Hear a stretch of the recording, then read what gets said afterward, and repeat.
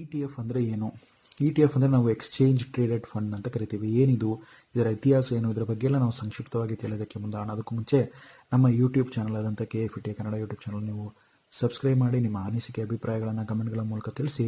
ತಪ್ಪದೆ ನಮ್ಮ ವಿಡಿಯೋ ನಿಮಗೆ ಇಡಿಸಿದರೆ ಲೈಕ್ ಮಾಡಿ, ಹಾಗೂ ಈ ಒಂದು ವಿಡಿಯೋನ ನಿಮ್ಮ ಸ್ನೇಹಿತರಿಗೂ ಸಹ ಶೇರ್ ಮಾಡಿ, ಅವರಿಗೂ ಸಹ KFETA ಕನ್ನಡ ಯೂಟ್ಯೂಬ್ ಚಾನಲ್ನ ಸಬ್ಸ್ಕ್ರೈಬ್ ಮಾಡಲು ಹೇಳಿ ಅಂತ ಹೇಳ್ತಾ ಇಂದಿನ ಸಂಚಿಕೆನ ಪ್ರಾರಂಭಿಸ್ತಾ ಇದ್ದೇನೆ.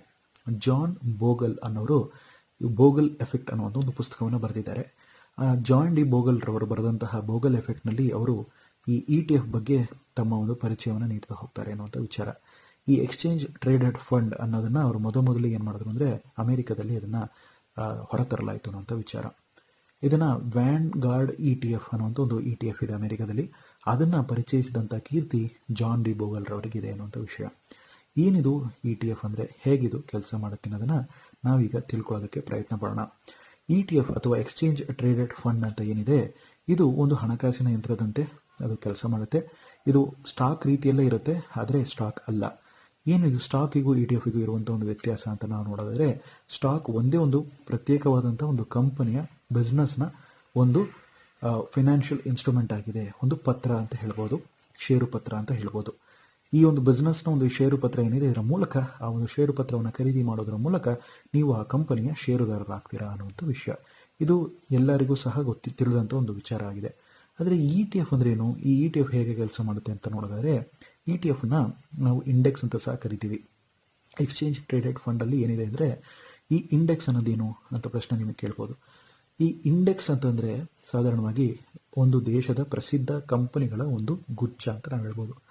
ಆ ಒಂದು ಗುಚ್ಛದಲ್ಲಿ ಆ ಒಂದು ಪಟ್ಟಿ ಅಂತಲೂ ಹೇಳ್ಬೋದು. ಆ ಒಂದು ಪಟ್ಟಿಯಲ್ಲಿ ನಾವು ನೋಡಿದರೆ ನಮ್ಮ ದೇಶದಲ್ಲಿ ಸೆನ್ಸೆಕ್ಸ್ ಇದೆ, ಹಾಗೆ ನಿಫ್ಟಿ ಇದೆ. ಸೊ ನಿಫ್ಟಿ ಅಂತ ನಾವು ಹೇಳಿದರೆ ದೇಶದ ಪ್ರತಿಷ್ಠಿತ ಟಾಪ್ 50 ಕಂಪನಿಗಳ ಒಂದು ಪಟ್ಟಿ ಅಂತ ಹೇಳ್ಬೋದು. ಆ 50 ಕಂಪನಿಗಳನ್ನು ನಾನು ಈ ETF ಮೂಲಕ ಖರೀದಿ ಮಾಡಬೇಕು ಅಂದರೆ ನಾನು ನಿಫ್ಟಿ ETF ನಮ್ಮ ಮೊರೆ ಹೋದರೆ ಆ ಒಂದು ಯೂನಿಟ್ ಆ ನಿಫ್ಟಿ ETF ತಗೊಳ್ಳೋದು ಒಂದೇ, ಆ ನಿಫ್ಟಿಯಲ್ಲಿ ನಾನು ದುಡ್ಡು ಹಾಕೋದು ಒಂದೇ ಅನ್ನುವಂಥದ್ದು ಆಗಿದೆ. ಆ ಒಂದು ಯೂನಿಟ್ ETF ಹೇಗೆ ಕ್ಯಾಲ್ಕುಲೇಟ್ ಮಾಡ್ತಾರೆ ಅಂದರೆ, ಈ ಟಾಪ್ 50 ಕಂಪನಿಗಳ ಶೇರನ್ನು ತಗೊಂಡು 50ರ ಒಂದು ಸಂಖ್ಯೆಯಿಂದ ಭಾಗಾಕಾರ ಮಾಡಿ ಅದಕ್ಕೆ ಬಂದಂಥ ಒಂದು ಮೌಲ್ಯವನ್ನು 1,000% ಅಥವಾ 100% ಕಮ್ಮಿ ಮಾಡುವಂಥ ಸಾಧ್ಯತೆಗಳಿರುತ್ತೆ. ಅದು ಸರಾಸರಿಯಾಗಿ ಎಷ್ಟು ಬರುತ್ತೆ ಹಣ ಅಂತ ನಾವು ಆ ಕಾಲಘಟ್ಟದಲ್ಲಿ ಆ ನಿಫ್ಟಿ ಹೇಗೆ ಪ್ರತಿಕ್ರಿಯಿಸುತ್ತೋ ಅದಕ್ಕೆ ತಕ್ಕಂತೆ ಇದರ ಒಂದು ಬೆಲೆಯಲ್ಲಿ ಸಹ ಏರಿಳಿತಗಳು ಆಗ್ತಾ ಇರುತ್ತೆ ಅನ್ನೋಂಥ ವಿಚಾರ. ನಿಫ್ಟಿಯಲ್ಲಿ ಹಲವು ಬಗೆಗಳಿದೆ ಅನ್ನೋದರಲ್ಲಿ ಎರಡನೇ ಮಾತಿಲ್ಲ. ಅದರಲ್ಲಿ ನಿಫ್ಟಿಯಲ್ಲಿ ಬ್ಯಾಂಕ್ ನಿಫ್ಟಿ ಅಂತ ಇದೆ, ಇದು ಬ್ಯಾಂಕುಗಳ ಗುಚ್ಛ ಅಂತ ಕರಿತೀವಿ. ಫಿನ್ ನಿಫ್ಟಿ ಅಥವಾ ಫಿನಾನ್ಷಿಯಲ್ ನಿಫ್ಟಿ ಅಂತ ಇದೆ, ಹಾಗೆ ನಿಫ್ಟಿ ಅಂತ ಇದೆ. ಮತ್ತು ಸೆನ್ಸೆಕ್ಸ್ ಅಂದರೆ ಇದು ಬಾಂಬೆ ಸ್ಟಾಕ್ ಎಕ್ಸ್ಚೇಂಜಿನ ಒಂದು ಇಂಡೆಕ್ಸ್ ಆಗಿರುತ್ತೆ. ಇದರಲ್ಲೂ ಅಷ್ಟೇ ಟಾಪ್ 50 ಕಂಪನಿ ಹೇಗೆ ನಿಫ್ಟಿಗೆ ನಾವು ನಿಫ್ಟಿನ ಪರಿಗಣಿಸ್ತೀವಿ, ಇದರಲ್ಲಿ ಟಾಪ್ 100 ಕಂಪನೀಸ್, ಅದು ಟಾಪ್ 30 ಕಂಪನಿಗಳಿರುತ್ತೆ ಸೆನ್ಸೆಕ್ಸಲ್ಲಿ ಅನ್ನುವಂಥ ವಿಚಾರ ಹೇಳ್ತಾರೆ. ಈ ಒಂದು ಇಂಡೆಕ್ಸ್ಗಳೇನಿದೆ, ಈ ಇಂಡೆಕ್ಸಿನ ಮೂಲಕ ನೀವು ಸಹ ಹೂಡಿಕೆನ ಮಾಡ್ಬೋದು. ಅದೇ ಈ ETF-ನ ಒಂದು ವಿಧಾನ ಆಗಿದೆ ಅಂತ ಹೇಳ್ತಾರೆ. ಸೊ ETF ಅಂದರೆ ಹೆಚ್ಚು ಕಮ್ಮಿ ಇದು ಮ್ಯೂಚುವಲ್ ಫಂಡ್ ಇದ್ದಂಗೆ. ಆ ಮ್ಯೂಚುವಲ್ ಫಂಡಲ್ಲಿ ಒಂದು ಮ್ಯೂಚುವಲ್ ಫಂಡ್ ಕಂಪನಿ ಏನು ಮಾಡುತ್ತೆ, ನಿಮ್ಮ ಬದಲಿಗೆ ಒಬ್ಬ ಫಂಡ್ ಮ್ಯಾನೇಜರನ್ನು ನೇಮಕ ಮಾಡಿ ನೀವು ಹಾಕುವಂಥ ತಿಂಗಳಿಗೆ ಹಾಕುವಂಥ ಒಂದು SIP ಹಣ ಏನಿದೆ ಅಥವಾ ಲಂಸಮ್ ಹಣ ಏನಿರುತ್ತೋ ಆ ಹಣವನ್ನು ತಗೊಂಡು ಆತ ಅಥವಾ ಆಕೆ ಈ ಒಂದು ಶೇರ್ಗಳನ್ನು ಖರೀದಿ ಮಾಡ್ತಾ ಹೋಗ್ತಾರೆ ಆ ಒಂದು ಮ್ಯೂಚುವಲ್ ಫಂಡ್ ಹೌಸಿಗೆ. ಆ ಮ್ಯೂಚುವಲ್ ಫಂಡ್ ಹೌಸನ್ನ ನಾವು AMC ಅಂತ ಕರಿತೀವಿ, ಅಥವಾ ಅಸೆಟ್ ಮ್ಯಾನೇಜ್ಮೆಂಟ್ ಕಂಪನಿ ಅಂತ ಕರಿತೀವಿ. ಅದಕ್ಕೆ ಪ್ರತ್ಯೇಕವಾದಂತಹ ಆಸ್ತಿ ಇರುತ್ತೆ, ಅದನ್ನು ನಾವು ಅಸೆಟ್ ಅಂಡರ್ ಮ್ಯಾನೇಜ್ಮೆಂಟ್ ಅಂತ ಹೇಳಲಾಗುತ್ತೆ ಆ ಒಂದು ಪದವನ್ನು.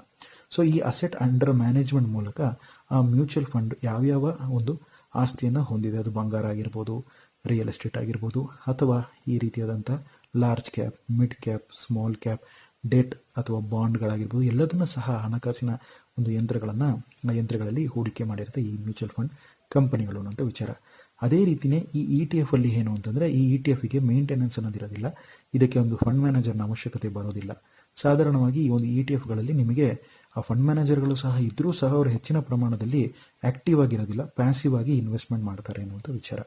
ಆ್ಯಕ್ಟಿವ್ ಮ್ಯೂಚುವಲ್ ಫಂಡ್ಸ್ಗಳಲ್ಲಿ ಏನು ಅಂದರೆ, ತಿಂಗಳಿಗೆ ನೀವು ಕೊಡುವಂಥ ಹಣವನ್ನು ಅವರು ಆ್ಯಕ್ಟಿವ್ ಆಗಿ ಆ ಒಂದು ಬೇರೆ ಬೇರೆ ಶೇರ್ಗಳನ್ನು ಖರೀದಿ ಮಾರಾಟದಲ್ಲಿ ಅವರು ತೊಡಗಿಸ್ಕೊಳ್ತಾ ಹೋಗ್ತಾರೆ. ಅದರಿಂದ ಅವರಿಗೆ ನಾವು ಸಂಬಳವನ್ನು ಕೊಡಬೇಕಾಗುತ್ತೆ. ಹೆಚ್ಚಿನ ಪ್ರಮಾಣದಲ್ಲಿ ಅವರು ಸಂಬಳವನ್ನು ಸಹ ಎಕ್ಸ್ಪೆನ್ಸ್ ರೇಷಿಯೋ ಅನ್ನುವಂಥ ಒಂದು ಅಂಕಿಅಂಶದ ಮೂಲಕ, ಮ್ಯೂಚುವಲ್ ಫಂಡ್ನಲ್ಲಿ ಎಕ್ಸ್ಪೆನ್ಸ್ ರೇಷಿಯೋ ಜಾಸ್ತಿ ಇದೆ ಅಂದರೆ ಆ ಎಕ್ಸ್ಪೆನ್ಸ್ ರೇಷಿಯೋದ ಒಂದು ಮೊತ್ತ ಏನಿದೆ ಅದು ಈ ಫಂಡ್ ಮ್ಯಾನೇಜರ್ನ ಸ್ಯಾಲ್ರಿಗಾಗಿರ್ಬೋದು, ಸಂಬಳಕ್ಕಾಗಿರ್ಬೋದು, ಅಥವಾ ಫಂಡಿಗೆ ಬೇಕಾದಂಥ ಸ್ಟಾಕ್ಸಿನ ಕುರಿತಾದಂಥ ರಿಸರ್ಚ್ಗಳಿಗೆ ಬಳಸಲಾಗುತ್ತೆ ಅನ್ನುವಂಥ ವಿಚಾರ. ಆದ್ದರಿಂದ ಕಡಿಮೆ ಆದಂಥ ಎಕ್ಸ್ಪೆನ್ಸ್ ರೇಷಿಯೋ ಇರುವಂತಹ ಮ್ಯೂಚುವಲ್ ಫಂಡನ್ನು ತೊಗೊಳ್ಳಿ ಅಂತ ಬಹಳಷ್ಟು ಜನ ಹಣಕಾಸಿನ ತಜ್ಞರು ಹೇಳ್ತಾರೆ. ನಾನು ಸೆಬಿ ರಿಜಿಸ್ಟರ್ಡ್ ಫೈನಾನ್ಷಿಯಲ್ ಅಡ್ವೈಸರ್ ಅಲ್ಲ. ನಿಮಗೆ ಸೂಕ್ತವಾದಂಥ ಸೆಬಿ ರಿಜಿಸ್ಟರ್ಡ್ ಫೈನಾನ್ಷಿಯಲ್ ಅಡ್ವೈಸರ್ನ ಮೊರೆ ನೀವು ಹೋಗಿ ನಿಮ್ಮ ಊರಿನಲ್ಲಿರುವಂಥವರನ್ನು ನೀವು ಕಂಡು ಈ ರೀತಿಯಾದಂಥ ಹಣಕಾಸಿನ ಯಂತ್ರವಾದಂಥ ಮ್ಯೂಚುವಲ್ ಫಂಡ್ ಆಗಿರಲಿ ಅಥವಾ ಈ ಒಂದು ETF ನೀವು ತೊಡಗಿಸ್ಬೋದು. ಇದು ಬರೀ ಶೈಕ್ಷಣಿಕವಾಗಿ ನಿಮಗೆ ನಾನು ಹಂಚಿಕೊಳ್ಳುವಂಥ ಮಾಹಿತಿಯಾಗಿದೆ ಅಂತ ಹೇಳ್ತಾ ಮುಂದಿನ ಸಂಚಿಕೆಯಲ್ಲಿ ಇನ್ನೊಂದು ಸ್ವಾರಸ್ಯಕರವಾದಂಥ ವಿಷಯದೊಂದಿಗೆ ಮತ್ತೆ ಭೇಟಿ ಮಾಡ್ತೀನಿ. ತಪ್ಪದೇ ನಮ್ಮ ಯೂಟ್ಯೂಬ್ ಚಾನಲ್ ಆದಂಥ KFET ಕನ್ನಡ ಯೂಟ್ಯೂಬ್ ಚಾನಲ್ನ ಸಬ್ಸ್ಕ್ರೈಬ್ ಮಾಡುವಿರಿ ಅಂತ ಭಾವಿಸ್ತಾ